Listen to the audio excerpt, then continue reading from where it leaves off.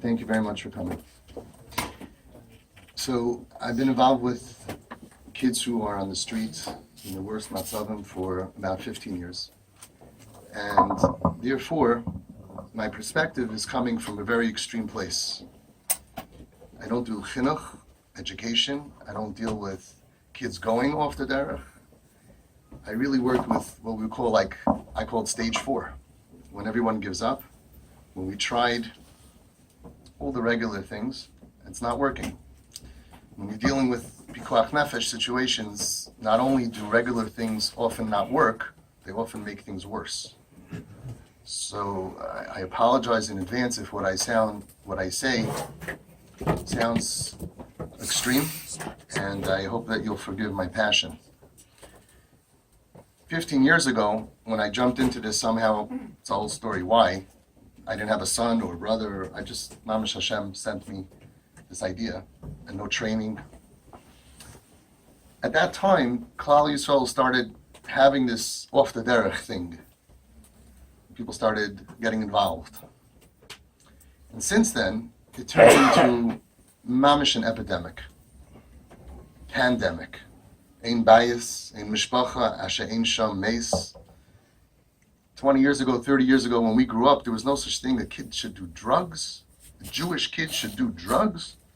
A kid should go off the derech. A yid should be in a psych ward. It was very unheard of 40 years ago. And now this is something we all hear. Psych wards are full of Jewish kids. In the whole America, every psych ward, you'll find Jewish kids in psych wards. Tremendous amount of pain. Tremendous amount of kids going off the derech. Unheard of when we grew up. Things are changing at a rapid pace. There were always yichidim, like Rav Moshe, like so many people, yichidim that rose to the challenge. In Chabad as well, many yichidim that rose to the challenge of helping people with a bigger heart, maybe, mesiras nefesh, a different understanding, a different way to look at the broken child. There were rabbanim, like you have here, who had a different understanding. That sometimes things have to be different in certain situations. But Rabbi say, there's no way for Yechidim to be able to help this problem. It's like a massive attack on an entire city with a couple of triage, a couple of doctors putting together, doing operations. It's impossible. We need an army.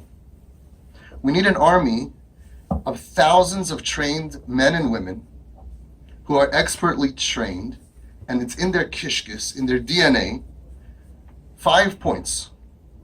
1, that these people really truly believe that every single yid is a chelik elakami mal mamish. That every yid is be'etzem b'pnimiyas nafshay is good, and that we may never give up on any yid, regardless of any situation that they're in right now. A lot of people don't know this.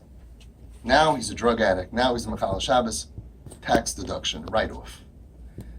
There are certain people who are trained, b'pnimiyas nafshay of the people, that in this person, regardless of their situation, we're not going to give up on you. 4, that we are ready to be moiser nefesh ourselves and our families to save any Jew anywhere at all costs.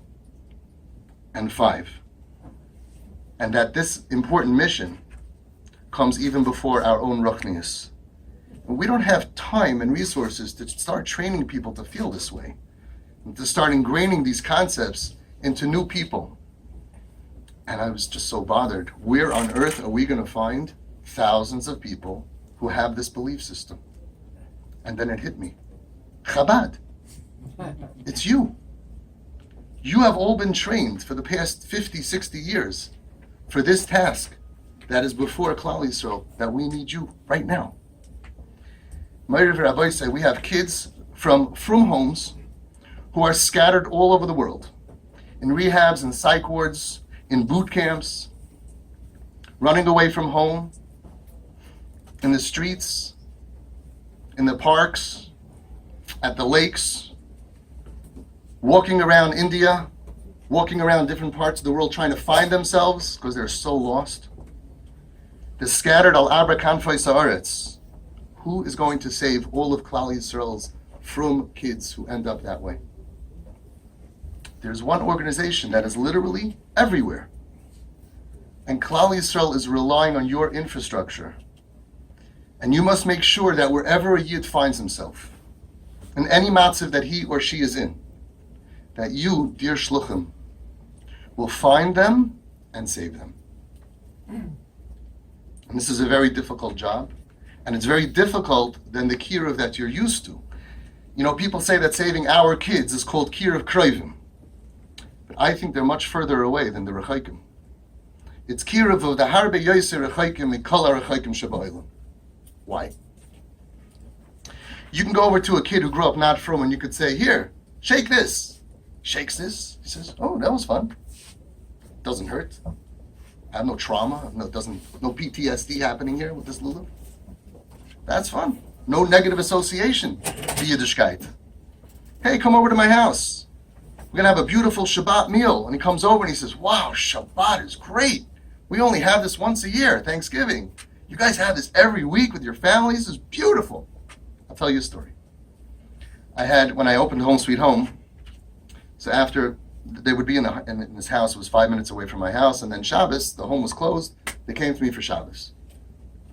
And the first few weeks, they would come to me, trying to get them housebroken. And my kids, like my son Svi, who grew up with this craziness.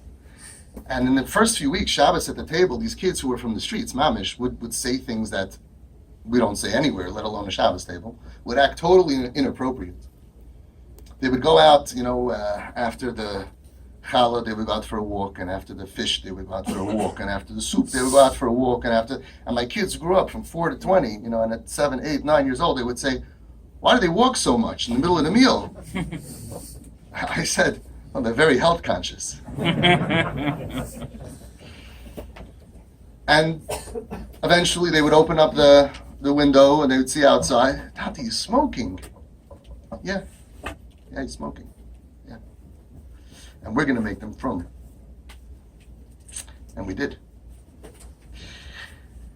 But these kids, they all have negative associations with Yiddishkeit. So after a couple of weeks of coming to me without getting any pushback, so I would start sending them to friends. And I had a friend of mine, a very chashuv Talmid Chacham, and he lives a block and a half away from me. I would send them close by in case there was some kind of a thing. And this guy didn't tell me. He's in Kiruv. And he's working on a boy from Atlanta, Georgia, for 2 years. 2 years. And after 2 years, since he got him on a college campus in Bashert and through one of these programs, he's coming to this guy for Shabbos, for Shabbat. First time. And this Chacham says, perfect. I have a Baal Tshuva coming, for the potential Baal Tshuva is coming after 2 years of learning on the phone. And Avi's sending me one of his guys from Home Sweet Home. What could be better? Double the income, right? One expense, double the income. It's going to be great. So he's sitting there with this guy who's like, this is amazing. Shabbat, candles. He's watching the mother light the candle. He says, this is spiritual. I never seen anything like this before. And Moshe from Monroe is like, all right. And they're sitting there by the soup. And this guy is sitting here, and the host is sitting here, and the whole family, big, beautiful dining room, full of people. And Moshe is there, and he says, Shabbat is just amazing. And Moshe says, Shabbat, beep! And my friend was eating the soup, he goes, all over the place. What are you saying? Because Shabbat is the worst day. This is Shabbat. This is stupid. You know how bored I am? I sit in my room watching movies. I can't go outside. I can't smoke. I can't this. I can't carry. This is stupid. This is ridiculous. You have to sit and you have to this. Okay, there goes 1 year of the Kiruv work. There's still hope. Another half an hour passes by after the main dish. The guy looks up and he sees a picture of, I don't want to say which Rosh Hashiva it was, very holy. And he says, that's your rabbi? Wow, this rabbi is so holy. This guy goes, all rabbis are molesters. There goes the other year. Kiruv Rechaikim is easy. That's a walk in the park. You're going to go sell something to somebody that never had a negative interaction with it, that thinks that, wow, this is a beautiful life. It is a beautiful life, right? Totally different than going to someone who's tzibrachin, who went through the system, who was thrown out of 10 schools, who many times shouldn't have gotten treated the way he got treated and saw things that he shouldn't have seen and all kinds of bad stuff. So I don't call this kir of krevim. I call this hatzalas nidachim. Hatzalas nidachim, we have to save those that are cast away.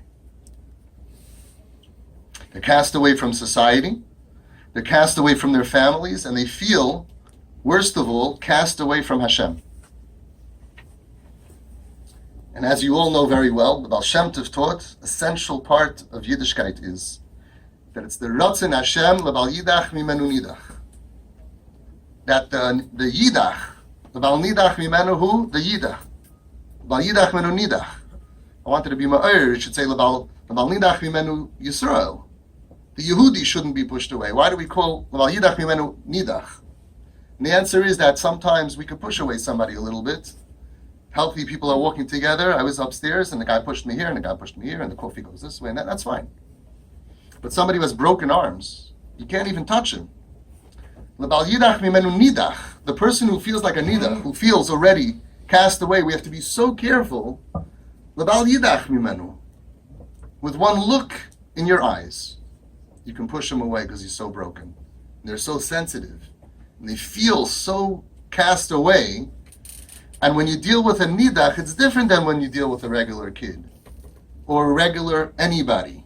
A healthy person. You can make a joke at their expense.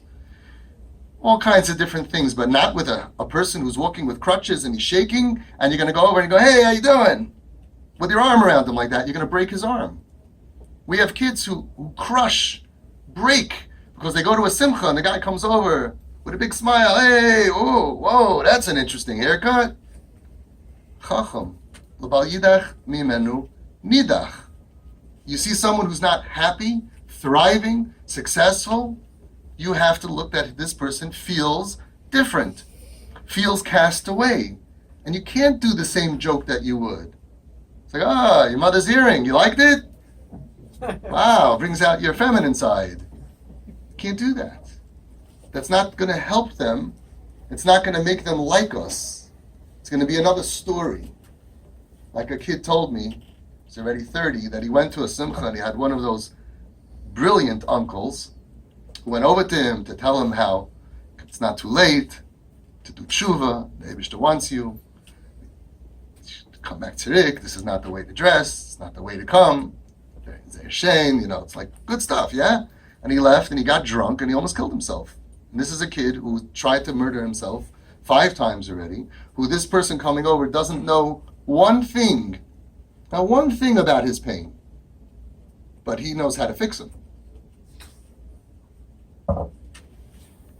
What you need to do is start using the tools and the training that the Rebbe instilled into you to deal with Kiruv Rechokim, and to use this training and this passion in this new field of Atzalas Nidachim. Or as Avremel taught us a long time ago, no Jew will be left behind. And I'm referring to 2 categories. It's also my Meichel Zayin, where I see that there are weakness in Chabad. I'm not here to criticize. I would never be one against such a big room of people. I'm not stupid.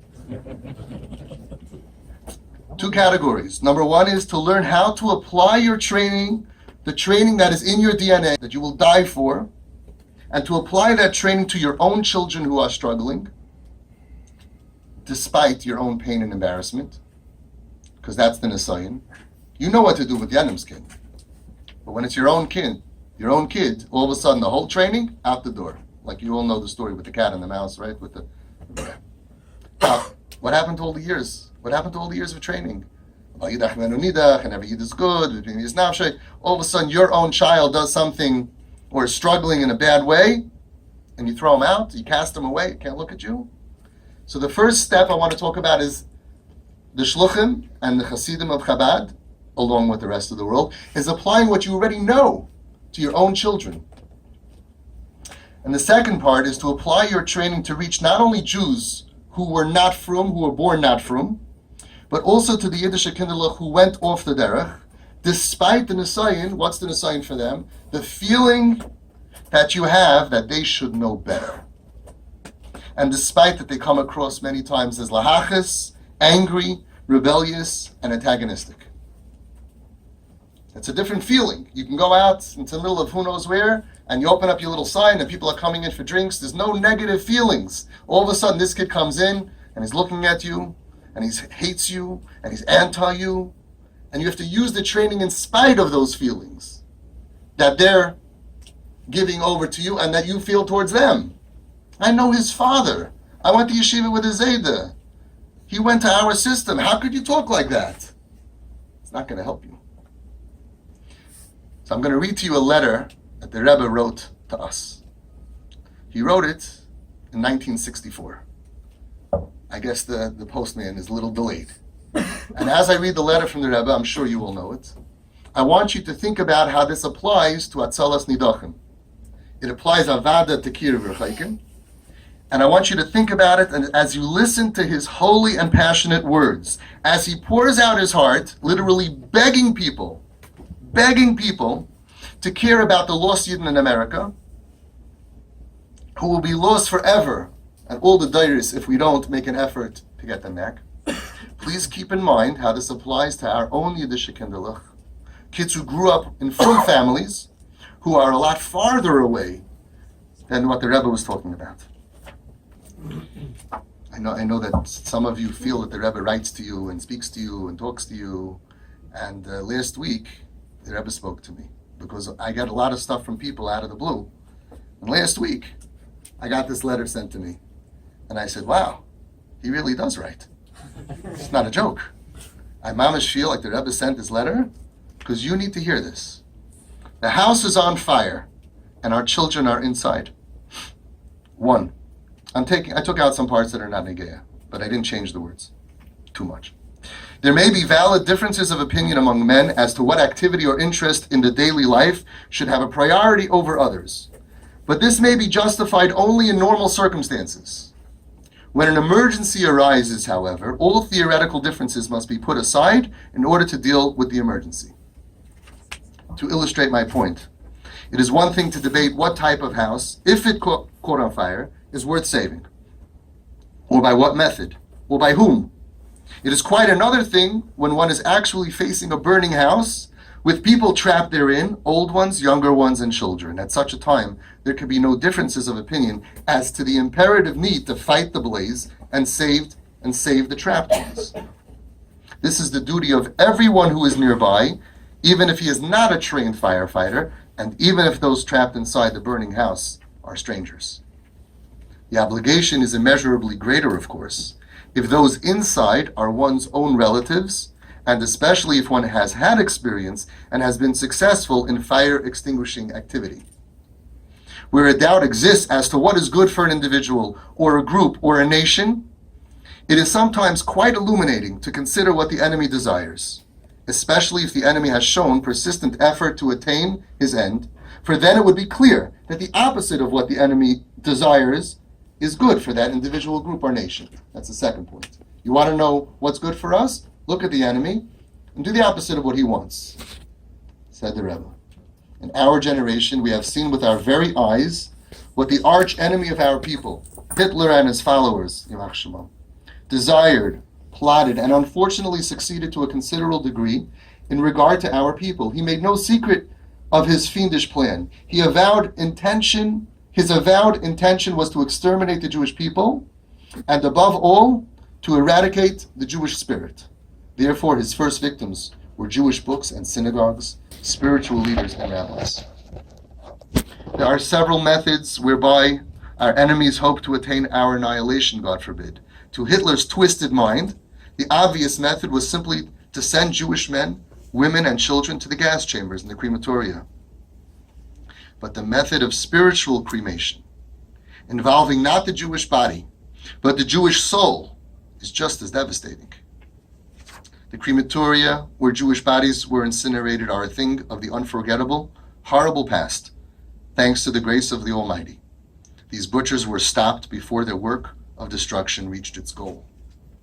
But the spiritual crematoria, where Jewish souls are being consumed, are to our great distress still ablaze and more fierce than ever. The house of Israel is on fire, may God have mercy, and the generation, as things stand now, is largely trapped. You are surely not aware of the dry statistics of intermarriage and assimilation in this country, and we will now add overdose and suicide. And the situation is similar in other countries. The subject is too painful to contemplate, and much more so to write about at length.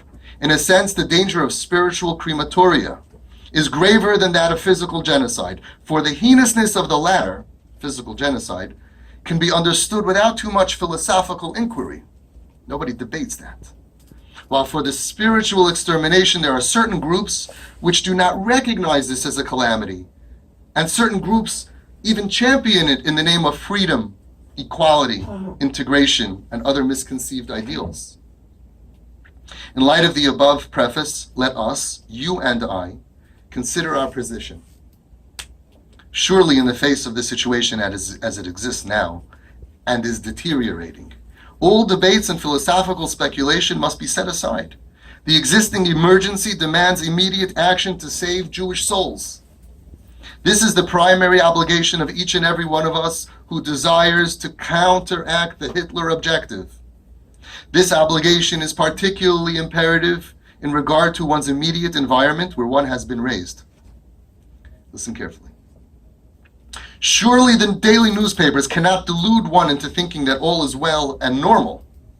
The reports on juvenile delinquency and crime, the promiscuity among college students, the rising tide of intermarriage and assimilation, etc., surely must be a constant challenge to the decent and right-thinking young man, and should sting him into doing something practical, rather than engaging in some abstract topics or in some research, which is, as we all will agree, could at any rate wait for a while, whereas the boy or girl in the college cannot be left to wait, and unless helped and guided immediately might soon be swept away and irretrievably lost, God forbid, by the tide of intermarriage and assimilation. I want to update that last paragraph to focus on how these holy words are so prevalent to my message to you today. Let's rewind. Surely the daily newspapers cannot delude you into thinking that all is well and normal. The reports on our Kinderlich, who grew up in frum ehrliche homes, who have fallen to a state of juvenile delinquency and crime, the promiscuity of our ex-yeshiva students and Beis Yaakov Meidlach, even students who were taught in this building, the rising tide of intermarriage, assimilation, the rising tide of drug overdoses, and suicides from Yidden who grew up in frum homes. Rabbi Isai, last year alone, Tafshin Ayin Zayin, over 200 Ehrliche parents buried their children. Under 35 only in America. 47 suicides, and the rest deaths of drug overdoses. Unsere Yiddishe Kids. Almost 4 a week. We have a mathematician here, thank you. It's getting worse. How many more tried to kill themselves but didn't die? You could tell me. Hundreds. There's no number. There's no number. How many more that tried, but we don't even know about it? A boy told me that one night his pain was so great that he took all of his pills, all of his medication, he drank all of it, and he lied down in his bed. Goodbye, world.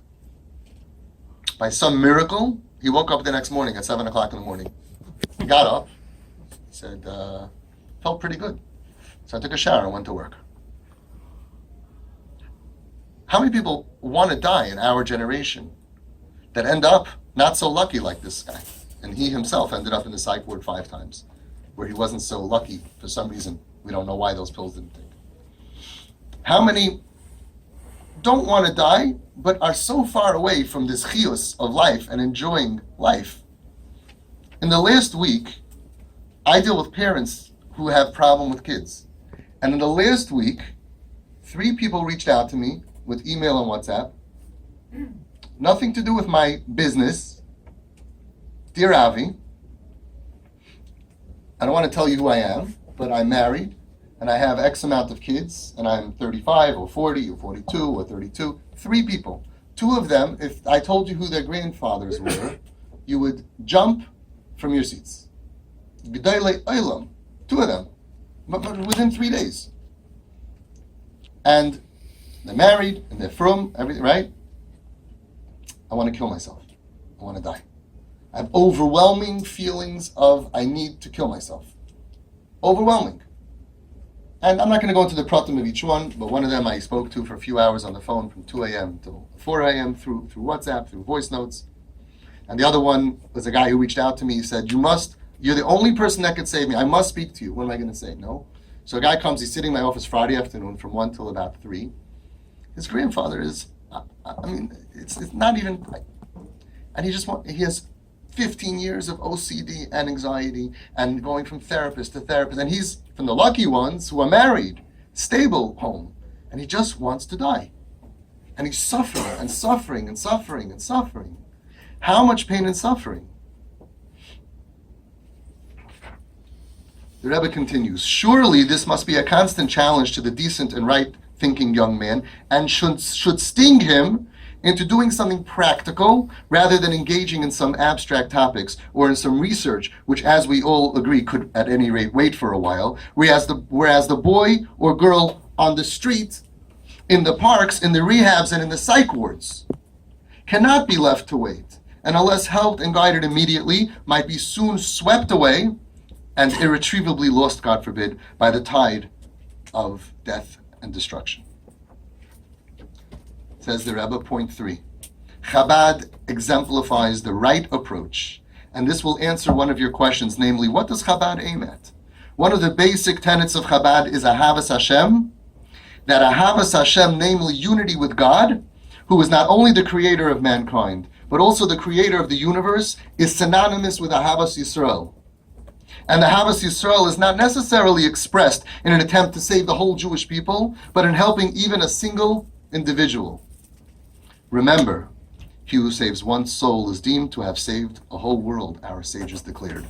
Indeed, the founder of Chabad himself showed an example of it. When a poor woman gave birth at the far end of town, Reb Shneir Zalman, we are told, took off his talis and tefillin and went to her dingy hut to light the fire and prepare some food for her. The Alter Rebbe saw no contradiction in interrupting his prayer to God, parenthetically, and be it remembered that the prayer, even of an ordinary Jew, if it is sincere and wholehearted, achieves unity with the Creator of all, in order to help a woman in need. On the contrary, such help is the best expression of being attached to God.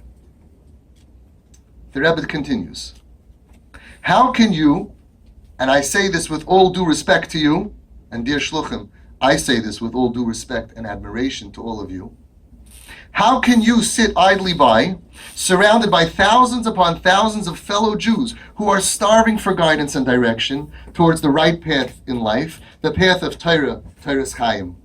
Can you turn a deaf ear towards the cries of Jewish children who, if denied immediate help, may be consigned to a spiritual crematorium, Rahman al-Itzlan, God forbid? Surely you should wish to dedicate all your energies and capacities to this life-saving work. It is my prayerful hope, says the Rebbe, that from now on at least you will open your eyes and heart to what I have said and written to you, that you will, without further procrastination, fully utilize the gifts and capacities which divine providence has bestowed upon you. He must have been writing to somebody like you, with talent, who he believed in helping to guide Jewish children and adolescents towards the path of Torah and mitzvahs, to help save them from the clutches of complete assimilation, and we can add physical, psychiatric, emotional, and spiritual death, Rahman al-Itzlan. Ad kan divrei Rabbeinu. Chabad Shluchim. This is why I stand before you today. You are the hope of Klal Yisrael. The eyes of all of Klal Yisrael are on you.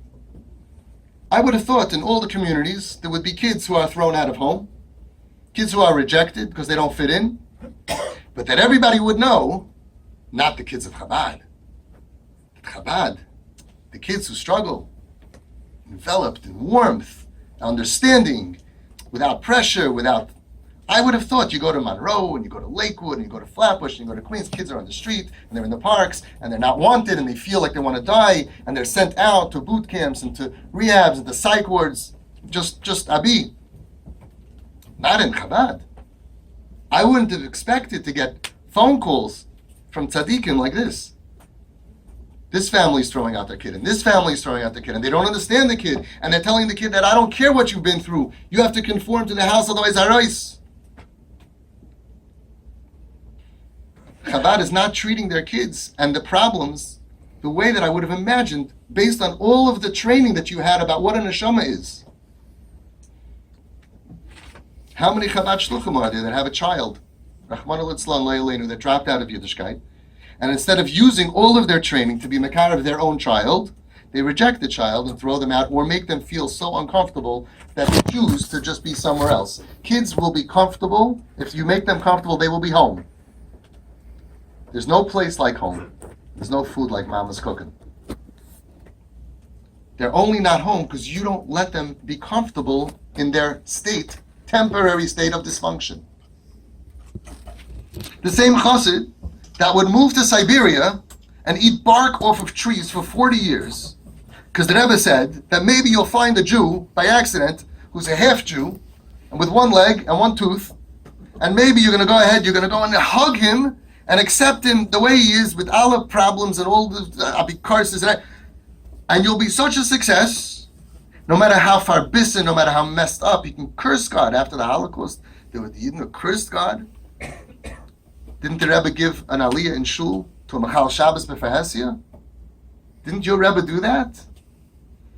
And people would curse God. Nothing, doesn't matter what the wall is between me and the neshama. That's what we're here for. And they would use incredible tools of patience and love, and that same Chabatzker, the same training, with the same training from your Rebbe, will allow this neshama to leave the shelter of his home. Pilei Playim. You do anything to run after a neshama, and he's in your house, the account is in your house, right? And you let him leave? To where? To what? So 5 years later, some other Chabatzker is going to find him in India and say, wow, I just did great kiruv. This kid, I went to yeshiva with his father. And he's going to look at him with such love. 5 years later, eating treif, and the guy's not going to have any problem. He's not going to reject him because that's his training. Maybe he'll find the right guy. He's in your house now. Why are you sending him out? That maybe somebody will find him. And of course we understand why you black out. It's the pain of the parents that causes you to make this mistake. But it's still a mistake. And the parents who are getting hit with this terrible nisayon need to remain steadfast and strong in the face of such terrible pain, frustration, and embarrassment. And these parents need to make a hachlata. That's what you guys call it, right? We will not lose any neshama under any circumstances. We will not let a Jew slip out of our grasp. We will never follow advice that results in the fact that our children will end up feeling rejected. And we will follow with Mesiras Nefesh all of the teachings that the Rebbe taught us, even in the face of such a great nisayon. Where do you go for help? To a therapist. Where does the therapist get the training from? The professor. Where does the professor know what to do? From the Rebbe? Everybody's running to therapy. I'm not anti-therapist. Therapists are fantastic to help you deal with your own problems. When it comes to the sugya of how to deal with a troubled soul, you go to a therapist, and you go to a doctor, you tell the doctor, my son has 101 fever. A month later, my son has 102 fever. A month later, my son has 103 fever. You keep going to the same doctor? The therapist, even the frum therapists, are following a prescription of richuk. Rules, consequences, and boundaries. Because it's made for the goyim, for their children. I don't know if it works or not. I don't care. That's not my job. But it doesn't work on our kids. And you go ahead and you mafkir everything the Rebbe taught you, all your DNA, all the blood that runs through your veins, because you paid a copay of $15 to a nice person, an erlicha person who's teaching you what a guy taught people how to deal with a rebellious child. Up in smoke. The therapist said that if you're not home by 12 o'clock, we lock the door. The therapist said, if you might use money, for something that we don't approve of, you're cut off. And then, if it works, gewaldig. I am not pro or anti anything. If it works, it's good. If it doesn't work, you go back to the same person for advice until it comes to a matziv where you call up, what do I do now? I can't help you. Call 911. Call Moshe Fig. I don't know. What do you mean you don't know? I'm following you for 4 months over here. I'm following you, and every time you tell me to lock the kid out, what do they think? I want to hear the story. I want to hear the story. The kid said, F you, drop dead. Sorry, I'm talking like this. If you can't handle it, you're in the wrong room. With Shem and Malchus. F you, drop dead. And you say, yeah? You're not going to talk to me like this? Get out. And you know what happened? The next day, he knocked on the door. I'm sorry. I'm better now. And he got better. I want to meet the case. I want to meet the success of the method. I want to see what happened. I want to meet that kid. You ever meet that kid? Anybody here ever meet that kid? The kids want to die? People did that? Oh, you want to try it? I don't mind, but don't do it forever. I want to meet the kid. If you're not home by 12 o'clock, we lock the door. Lock the door, it's freezing outside. They're outside on a park bench. The next day they come in. Please let me back in. I'm so cold. And from then on, they're a good boy. I want to meet the kid. I want to meet the kid who told me, from the millions of drug addicts since B'riyas Ha'olam, I want to meet the kid who says like this. I got thrown out of yeshiva, and so I went on the street and I got some drugs, right? So I took money from my parents and I was buying drugs. And then I got more money from my parents. I got more drugs. And then I was doing so much drugs. And then my parents went to somebody for help, and they gave amazing advice to them. And they said, we're not giving you any more money. So I had no more money, so I stopped doing drugs. And I'm clean now, 6 days and 12 hours and 42 years, because otherwise, they would, and all my friends, they're still doing drugs, so their parents enable them. The parents give them money, of course they're going to do drugs. Me, I stopped cocaine. I didn't do drugs anymore because I had no money. I want to meet the kid, who I go to him in the park on a Friday night while he's having a cigarette. And I say, where's your iPhone? Where's your cell phone? And he says, Chonisht. Why not? Because my parents don't give me money. Go outside. They are so enabled. They have their drugs, their money, their phones, their everything that they need. If you don't give it to them, you're getting it from somebody else. But what do you lose? The whole only thing that can bring them back to life and to Yiddishkeit, the relationship. And you lose it over what? And then when the parents become weak from the pain of the test, the family needs to give them chizuk, to stay strong and not let any neshama slip away from them. So how come we have families in Chabad who tell me that they're being pressured by their parents and by their brothers and sisters and all other people around them to throw their kids out on the street if they don't conform? The parents have a lot of pain, personal pain from the pressure and embarrassment. What's your excuse, uncle, son-in-law, to tell somebody, lose your child? Where's your nisayon? Doesn't that go against the very basics that your Rebbe taught you? How come many of the extended families have abandoned these kids after they were thrown out? Why aren't you chasing them down? Okay, he's in Idaho, he's in whatever. You're an uncle, you're a cousin, you grew up, you're a friend, you were in the same class. Why do you let them go? Let's say the parents had to, or they made a mistake. Why do you abandon them? What are you thinking? You have his number, it's your achrayus. I can't call him, I don't know his number. He's in your Rolodex, in your contact list. You let him go? Slip away? Dead to the world? What's going on? Imagine if every single person that this kid knows, big families and principals of the schools and the other kids in the class, he knows 200 of you. Imagine if everybody would continue calling the kid, regardless if you could help or not. I care about you. What's doing? Are you hungry? What's happening? How could anybody from Chabad, with all your training and your DNA, ever reject a Yiddish child? How could a Chabadsker ever give up on a Yiddish kind? I can't figure it out. One of my first Chabad families came to me 8 years ago for help. Their daughter Nebuch Leilenu was off the derech, and she didn't agree to dress tzniustik in the house.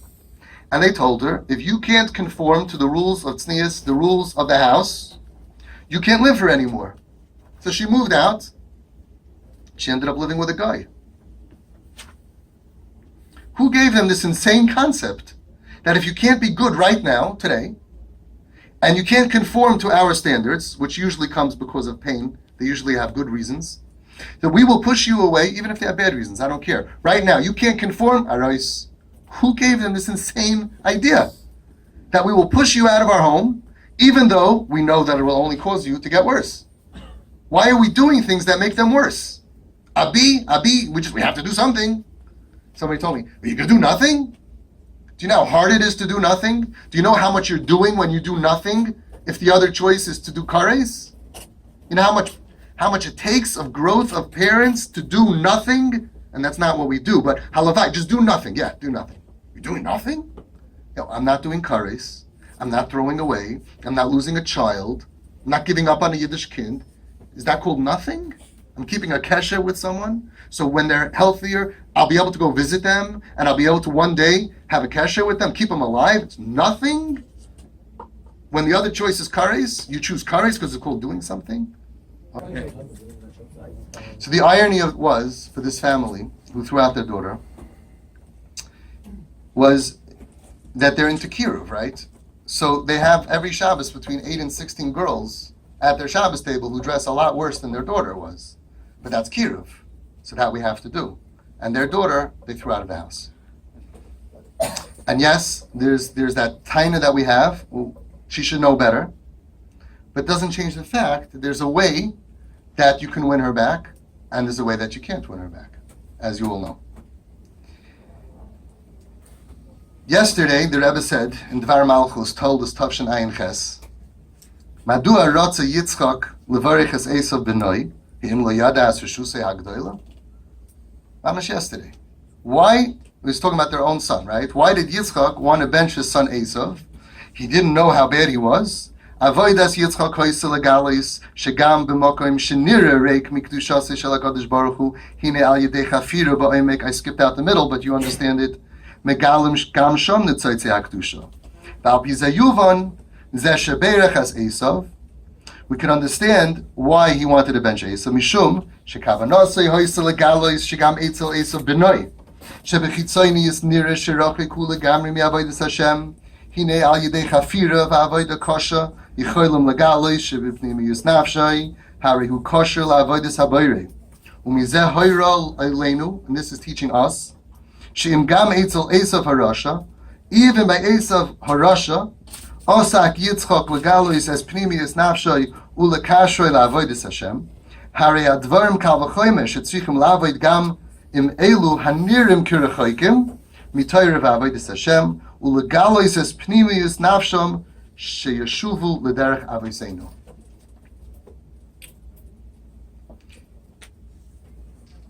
My experience from parents who have come to me and from their Rabbanim is that we're not doing a good enough job for the Hatzalas Nidachim situation. We have a lot of sayings. You can't enable is a saying. What about my other kids? We'll answer it, but it's a concept. We have to stop saying things that sound smart but don't work, and we have to start doing things that will, be'ezus Hashem, give us the results that we want. And yes, there's a learning curve to take on a new mission, because you can't be mekarava from kids by mentioning anything about Yiddishkeit, because it pushes them away, so it's very hard. Your training is, you go over to someone, put on tefillin, shake a lulav, but with our kids, it's not going to lead them back, because they know all of that. They're just farbisin, they're bitter. Something happened to them and turned them off. Many times, child abuse, trauma, learning disabilities, other bad stuff. But everybody who's dealing with the kids on the street knows that by the time they got there and we tried everything normal, that means that there's something mamish bothering them. They're in pain, which is why I call them kips, kids in pain. And once they're in that matzav, the delicious Torah, to them it tastes bitter. So the trick is not at that point to offer them something that they feel tastes bitter, because they shouldn't take it then. It's going to prolong the bitterness. They're going to say, oh, let me try this. Yeah, it's horrible. It's not going to work. The trick is to heal their bitter taste buds, so then they'll enjoy the delicious Torah just like you do. the Slanim Rebbe, and the Siva Shalom Schusi Yogan Aleinu, who by the way was a Rosh Hashiva in Lubavitch, says a Zizvart. They couldn't drink the water in Mara ki marim heim because the water was bitter. Says the Rebbe and the Siva Shalom. Loisha hamayim hayu marim ki marim heim. The people were bitter. Torah is delicious. A kid who doesn't think that Torah is delicious, the trick is not to tell him, come, let's learn Tanya. He knows it by heart. The trick is not to tell him, come put on tefillin. It makes him feel terrible. I worked with a kid who was molested around the time of his bar mitzvah, when he started putting on tefillin. And the smell of tefillin triggers his trauma. So by the time I met him at 17 years old, he was already in Gansen, off. Terrible story. But on the way, between 13 and 17, he was in yeshivas, and he got thrown off. And he tells me, I was in yeshiva. Do you know what 300 pair of tefillin smells like? No, I don't know. It smells like I don't know, tefillin. How much pain he had? Is he chayiv in tefillin? The Eibishter wants him to put on tefillin now? He can't. Push it like that. How are you going to get him to love tefillin? By telling him to put on tefillin, it's not going to work. Baruch Hashem, he moved into Home Sweet Home. After several months, he was healthy. Mamish, nisim in a place. And he said, okay, Sunday I'm putting on tefillin. He gave himself a few days. The Eibishter was chayin and das, and Mamish siyata d'shmaya, Matzah Shabbos. I went ahead and by besamim, I had an idea. I took my besamim and I filled it into a mesh bag and I put it into his tefillin bag. I didn't tell him. The whole night he was sittering. For him, it's a trauma. He was severely traumatized by his bar mitzvah time. And the next morning when he opened up the tefillin zakel, the whole room smelled of besamim. And he was able to put on tefillin. He puts on since that day.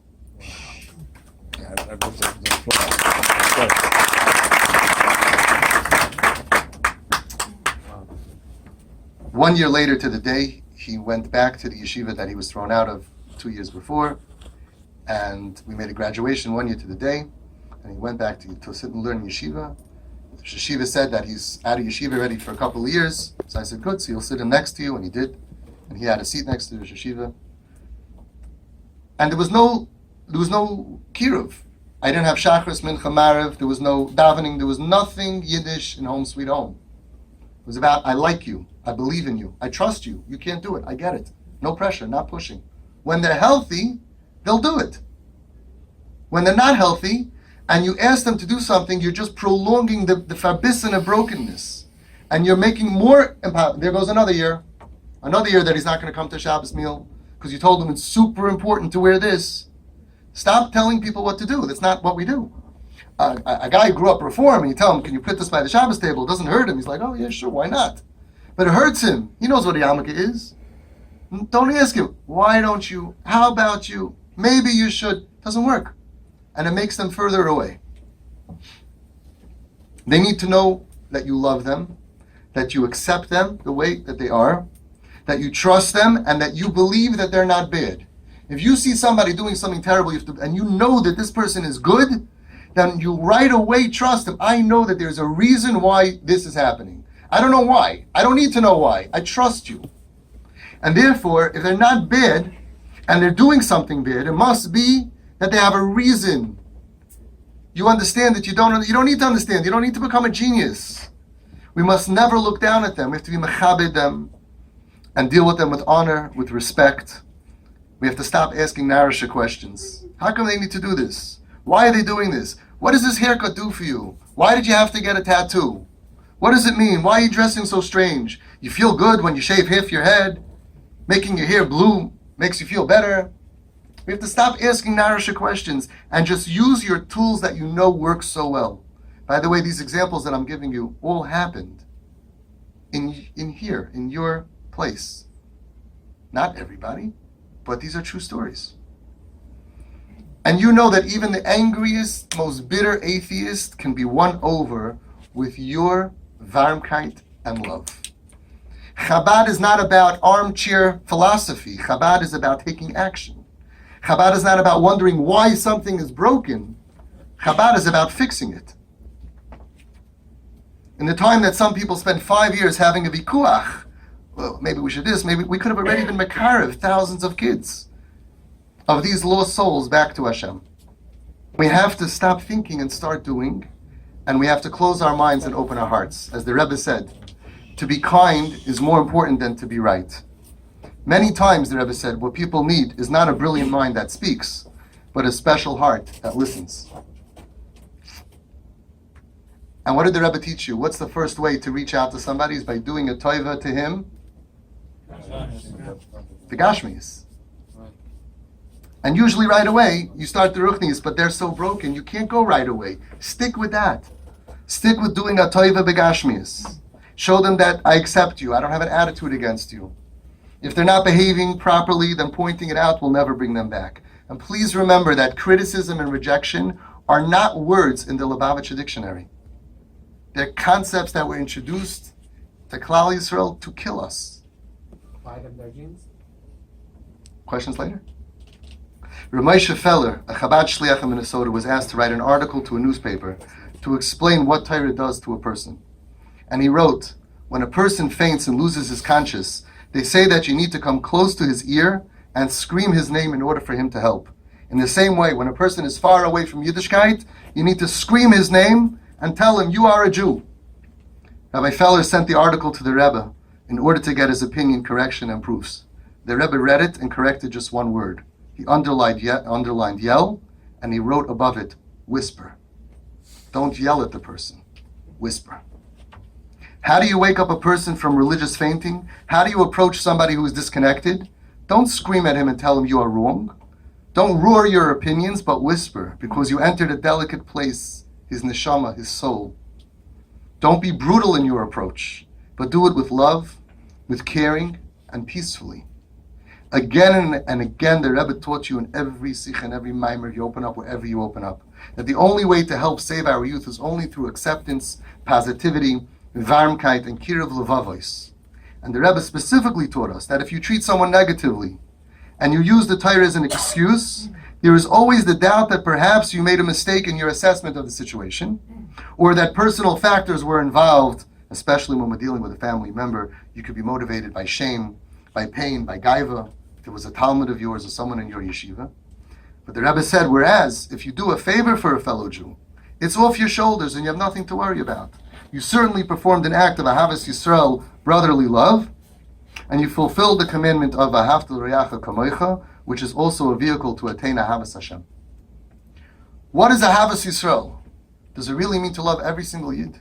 Are we supposed to love even a Jew who sins? Can love itself without musar, rules, consequences, and boundaries influence a sinner to change his ways? If we show them love without asking them to change, without fathering for them that they must change and they must conform, won't they just feel comfortable the way they are and never change? These are the questions that the Rebbe asked the Frierdiker Rebbe.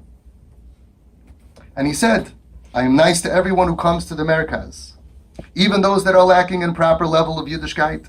And perhaps if I show them acceptance, said the Rebbe, they will think that they're okay the way they are, and they'll never change.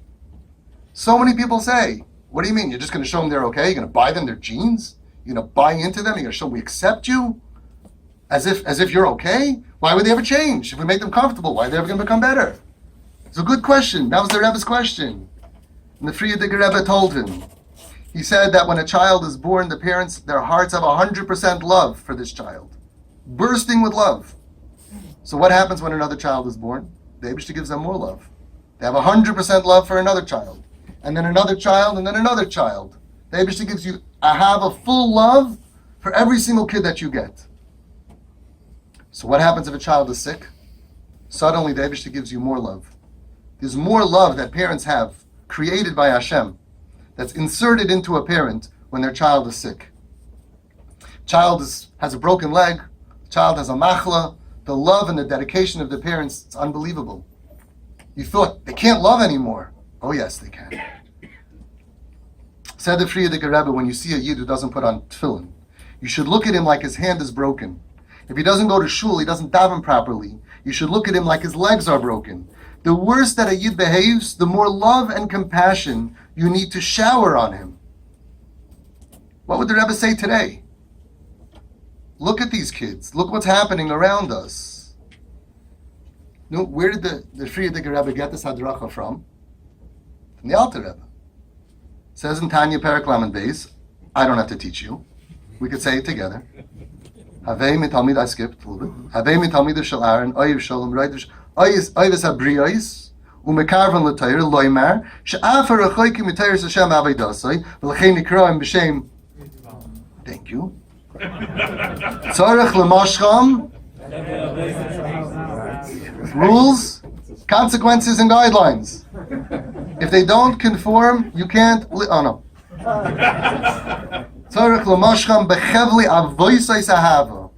Your question, buy them this and that. I'm not going to tell you what to do. Just do what he told you to do. I don't know what it is. Make it work.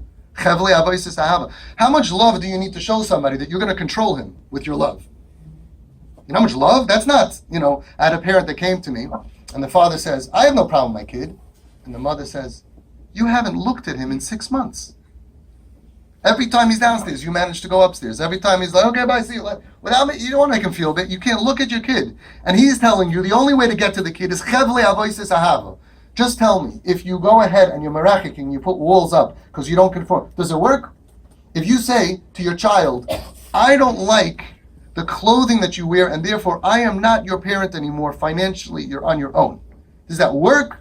Are you going to get chevli avoisis ahava? Absolutely. And in Chabad, you're asking me if you could buy your kid jeans? I see Shluchim wearing jeans. The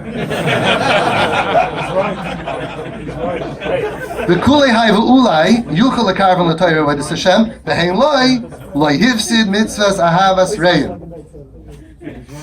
The Alter Rebbe ends off with v'harachmanus mivateles hasina u'moireres o ahava kanoida.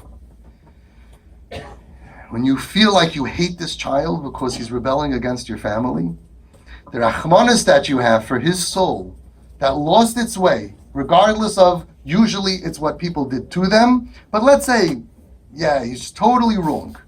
Rachmanis, that he's not able to enjoy what we have, should create such ahava for this child. And then you have that new love that you can use to heal him. The rachmanus mevateles hasina umoireres ahava. Some parents, you say, I don't love this kid anymore. So have compassion and mercy, and your insides create, like inside there's like a factory, and you will feel new love, because you need a lot of love to get these kids. There are Chabad families whose kids are with Goyim. They want to marry Goyim. They're living with Goyim. You need more love, not less love. The Rebbe and every Rebbe, the only medicine they ever came up with was love. And the greater the cancer, the more deep the radiation and the chemo has to be. So we water it down. I'm not coming if she's going to come, and if you're going to let him come with her, we're not coming to the wedding. And then, so we're losing the account. In the name of whom? The Rebbe said, you know all of this already. I can wake up any one of your 10-year-old children in the middle of their sleep and they can teach me word for word, they can say it. The trouble is that some of you, somehow, it became an abstract concept. It's not being utilized of Lamaisa. And just last week, a chashuv rav of a Chabad shul called me about a terrible situation. There's a man in his Tanya shir. Every single day he learns Tanya with him. And he has a 15-year-old son who is totally off the derech and extremely suicidal. We don't have time to talk about everything, but it's not an accident that parents call me up about the he's Machal Shabbos, and then they start hearing about the bipolar and the borderline personality disorder, depression, anxiety. We don't have kids leaving the derech because they're having a great time out there. We have kids who are in a lot of pain. And the father refuses to stop being tough on him. The father refuses to be kind-hearted and understanding of him. The father refuses to smile at him. The father refuses to go to anyone, me, for advice. And when the Rav told the father, but you're going to lose him, the father said, if he kills himself, it's fine. I did all I could for him. I'm not mechuyev to change. I'm not buying him jeans. I'm not putting up with his mishigasin. And all of the rules of my house are not going to change in order to accommodate him. If he chooses to kill himself, he'll kill himself. I don't have a bad conscience. And then his marriage is falling apart because his wife breaks down and cries. How could you talk like this? He says, how could you talk like that? You want to lose all the other kids? You want the whole family to go up? He's learning Tanya for years and he knows exactly what the words say, but he didn't internalize the messages. He knows the words by heart, he just doesn't know it in heart. He doesn't understand that these are not just abstract concepts that you're learning. The messages of the Rebbe's is a practical guide on how to deal with the broken neshamas. And this is why I'm here today.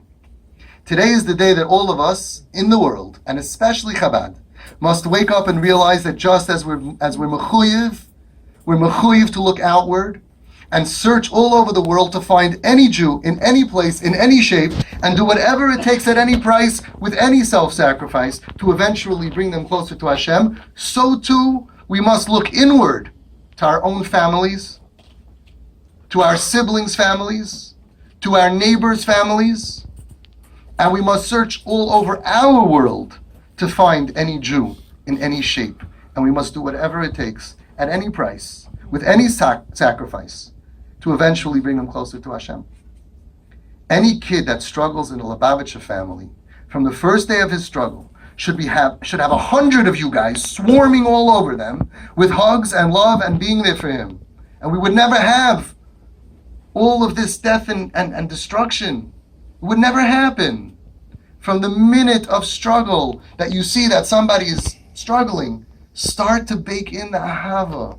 Start to realize the rachmanos. Start to have a network built around him. There have been too many deaths. I get the frantic phone calls from Shomrim and Atzala.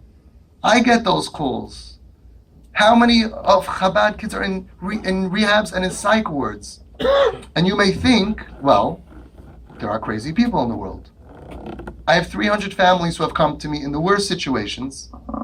Be'ezus Hashem, B'li Ayin Hara, since parents stepped into me, not one parent ever put their kid in a psych ward. 2 or 3 years later, we don't have one parent with a kid taking heavy medication.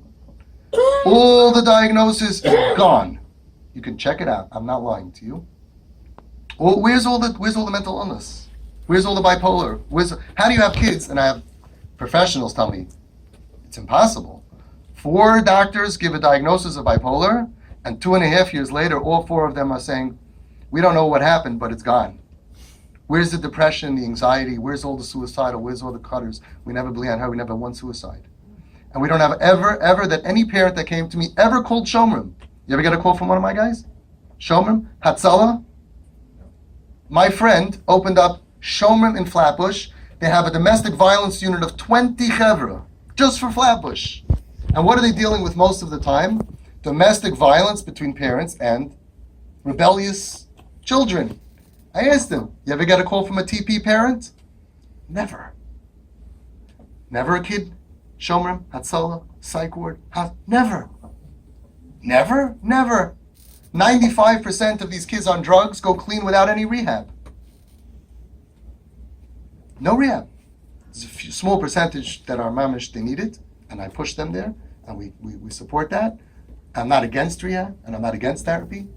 Whatever the kid needs. But I tell them, yeah, send them to the psychiatrist. But you'll see the medication just goes down, down, down, down. 2-3 years later, sorry, wrong diagnosis. We got the wrong kid.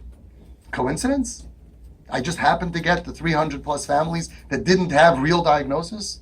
Really? By the way, the best psychiatrists, not Stam, we had the best psychiatrists who diagnosed our kids from our group. We have 300 families. It's everybody.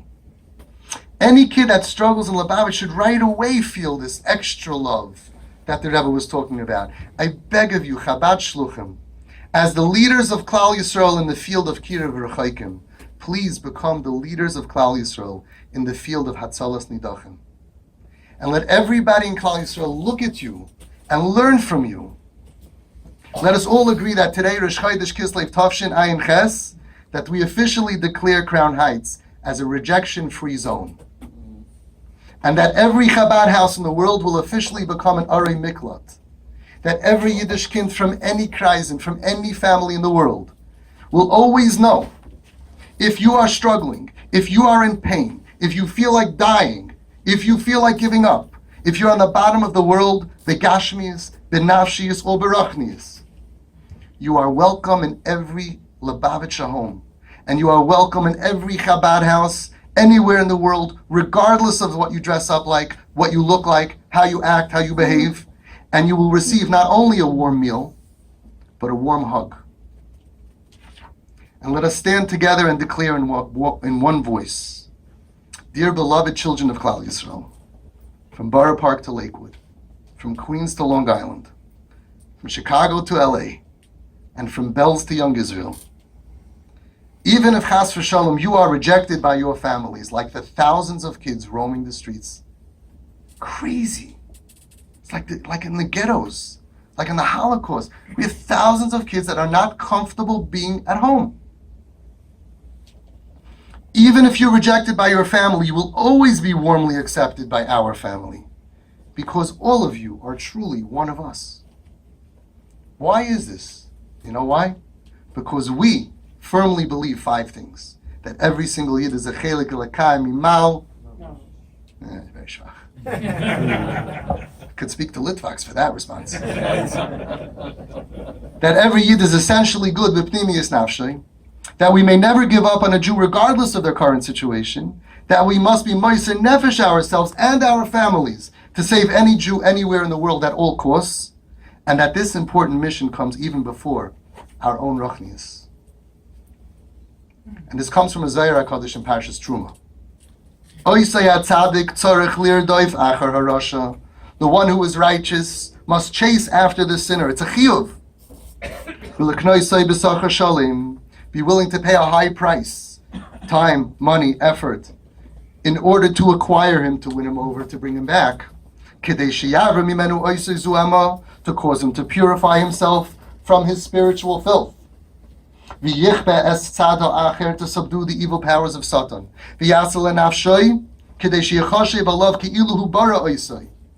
One who redeems the sinner is considered as if he created his renewed soul.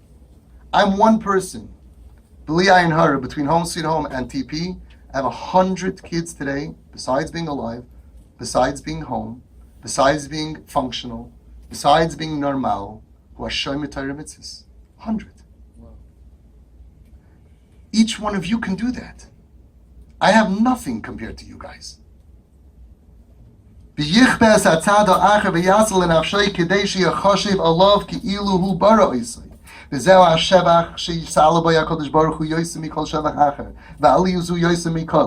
great accomplishment of bringing back a lost diamond to Hashem is more precious than any other service that you can give to Him. More chashuv than tefillah, than Torah, than avodas Hashem. More chashuv than everything. Ma'atam, ki garam lichboises etzada acher. You subdue the forces of the evil Satan. Ulahalois kvoid hakadosh baruch hu. And I think it's even more for the one who grew up here and ended up on the other side, because they're already cashing in that kid.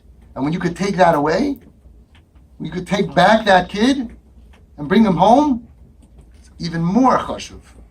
And what you do for the parents and for the zaydis and for the aunts and the uncles, unbelievable.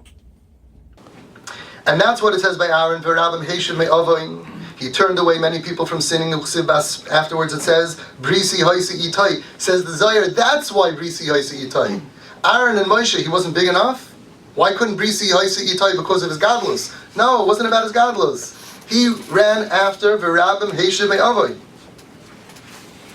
And like we said before, it was called Oyevus Habriyos. They weren't even acting like a human being. And he loved them. Oyevus Habriyos, he loved them.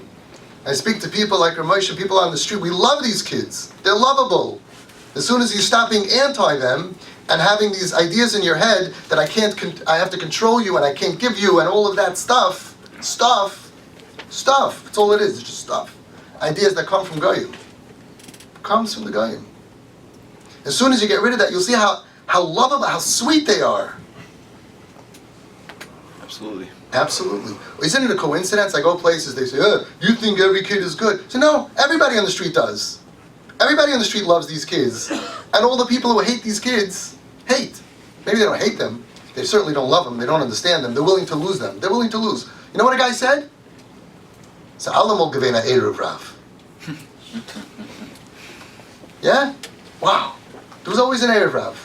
Listen, Klal Yisrael is doing very well. 10%. What? Willing to do kares? A friend of mine went to a place, I don't want to say where, and he met with one of the Choshev Askanim of the neighborhood, Choshev Askin, and he went there about whatever, and he's outside speaking to the guy, and my friend, who was a Rosh Hashiva, Chassidish, Tzaddik, and he's talking to this guy who's a Choshev Askin, and rollerblading by is three of our Unzer Kips, kids in pain, with, rollerblading with all that they look like, right? What they look like. And this guy tells my friend, we got to get the garbage out of this town. We got to get the garbage out of this town. The Yiddishe Neshama, garbage out of this town. My friend put his arm around him and said, Rebbe, I have 2 such garbages in my house. He started off with the wrong guy. Oi, I'm so sorry, I didn't mean it. He says, no. Put his arm around him, let's talk about it. Garbage? How does people in Klal Yisrael so holy that you can say that a Yiddish kid is garbage, and the people on the street who are picking up garbage, and we look at them, we see they're diamonds. What happened over here? It's not a coincidence that every guy on the street sees their beauty, because if you can look past the activity, if you go over to the kid smoking on Shabbos and you say, he'll bite your head off. But if you can go over and you can give him a hug and you can see past the external behavior, you're going to see a diamond, a sweet and usually very smart. We're losing our sweetest, smartest kids because of pain. It says the Zohar HaKadosh, Kol mi she'oiches b'yad harasha u'mishtadel b'ilazir derech ra. Anybody who seeks out the sinners and leads them by the hand, u'mishtadel, just for hishtadel, you're trying to remove him from his evil path. Nobody else goes up to these 3 levels. He causes the power of Satan to become weakened. He causes Hashem's glory to be magnified. And he causes the entire universe to be sustained, upper and lower spheres, just by hishtadlus of trying. Ha'ish has a cause of brisi hoise itay hachayim v'asholim v'zoichel lirois banav lebanim banim lebanov v'zoichel to see nachas grandchildren v'zoichel ba'olam hazeh v'zoichel ba'olam haba, and he goes on and on of all the brachas that you're going to go up to the 12th highest level with the Rebbe's over there, and they're going to go and you're going to go to the elevator and you're going to press penthouse, and they say, what are you doing there? You're Pashta Yid. He said, no. They come, the angels come, and they say, he tried to return souls back to Hashem. Penthouse. We all know that the Beis HaMikdash was destroyed because of Sinas Chinam. And we all know that the only way to be Zoicha is by rectifying the chet of Sinas Chinam with Ahavas Chinam. You really want to bring Mashiach, right? That's what we're all about. You really want to bring Mashiach? I'm going to tell you how to do it. This is how you bring Mashiach. Satmar family came to me, extremely Chassidish family. Not even the shaitel, the hat on top of the shaitel. If you wear a shaitel, you're off the derech. It's a downgrade. It's confusing. Okay? They have a 15-year-old boy, extremely suicidal. He was the top kid in Satmar. Top kid. The top boy. All the years. And break down somehow, whatever. They don't know why. He's acting like a meshugana. 15 years old. Happens all the time now. Going around the house in his underwear. Cursing. F. Drop that. Kicking this little 2-year-old playing with something on the floor, goes over like Godzilla. Kicks the kid, kicks the stuff, put cheese in the chillend. Destroying a family of 8. You can't live like that. All the kids are suffering. Everybody's suffering. And they go from one therapist to another therapist and they put more rules and more boundaries. Busting through everything. I want to die. Take me to a bridge. I'm going to jump. I'm going to kill myself.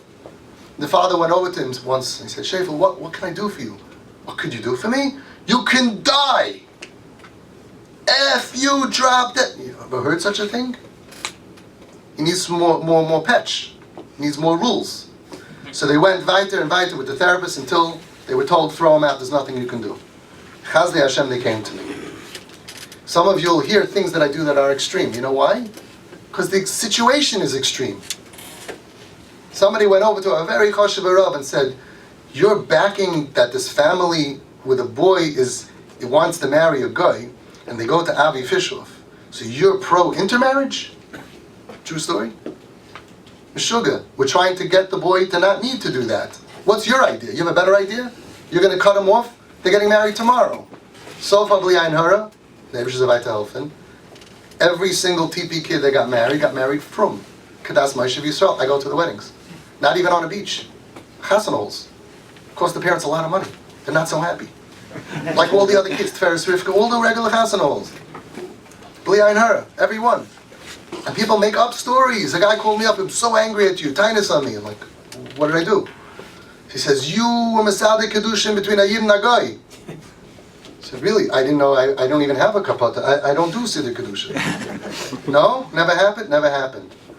At least he didn't think I'm lying, so he said, oh, I'll get back to you. Calls him back an hour later. You told a Rav to be Masada Kedushin a Yid and a Goy. I said, it never happened. For 2 years he's harboring bad thoughts until he had the koyach to come and call me, to yell at me. It never happened. Why would I do that? Every family that comes to me needs to have a letter from a Rav saying that the matzav is pikuach nefesh, and the Rav is paskening every step along the way. If a Rav says you're not allowed to do something, we don't do it. How could it be that we're doing something wrong? So this family came to me. It's pikuach nefesh, right? We're all Rabbanim here, right? Is it pikuach nefesh? Okay. We did crazy things, right? But what happened? We built a relationship. A few months go by. No medication, not suicidal, starts becoming pleasant. Another few months go by, I want to go to school, not going to a Jewish school, I'm going to a public school. Parents say, okay. Took a test, the kid is brilliant off the charts, went to a public school an hour away to the highest. And the father, who's a tzaddik, who's a busy guy in business, who tries to make a living, and his main hours are morning, drove Kimat every day to drop off the kid in public school, and or to pick them up from public school every single day, to hear about the day and to talk, to bond. How's it going to happen if you're not involved in their lives? They gave up everything, time, money, energy, unbelievable. 3 years later, this kid does so well that a college in a different, I don't want to give away details, far away from home, a college saw how good, we're paying for you to come tuition free to our college campus, and they paid for the flight. And this Yiddish kid is all alone in the world, ripped away thousands of miles away from home, surrounded by goyim, who are having a good time, who accept him exactly the way that he is. Who's there for him? Chabad. Shliach. Campus. Finds the guy. You could tell who the Jewish guy is. He's the one who looks really angry at you when he sees you with a beard. Pretty easy to find. You say hi. And people say hi. Not you. Hi. Not you. Hi. You. Starts talking to him. Maybe come for a meal. Not interested. Come for a meal. Not interested. Come. Okay, maybe a couple of weeks. And this Rosh Hashanah Yom Kippur, this boy was in shul. Why? Because of Chabad. 5 years of being estranged. If you go through the whole thing, 2 years before and then 3 years after, this kid wasn't in shul, and he was returned to his father in heaven because of you. You want to know how to bring Mashiach? In my twisted parenting group of about 70 parents, I knew that we're close to Mashiach. I felt the footsteps of Mashiach when I had a Satmar person with a heavy accent say, Beroiv Am, Burech Hashem Far Lubavitch. That's how you bring Mashiach.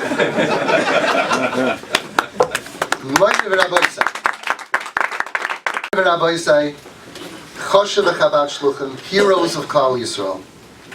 The house is on fire. It's true. And many of our children are stuck inside. But there is hope, because you are an army of trained firemen. You will be the ones to return all of our lost children from Satmar, and from Bells, and from Young Israel, and from Flatbush, and from Modern Orthodox. You're all we have. And you will make the Rebbe proud as you rescue each and every Yiddish child. Me'ar b'kantvei sa'aretz. And you'll carry them on your shoulders to greet Mashiach Tzidkenu b'korev b'yameinu mamash. Amen.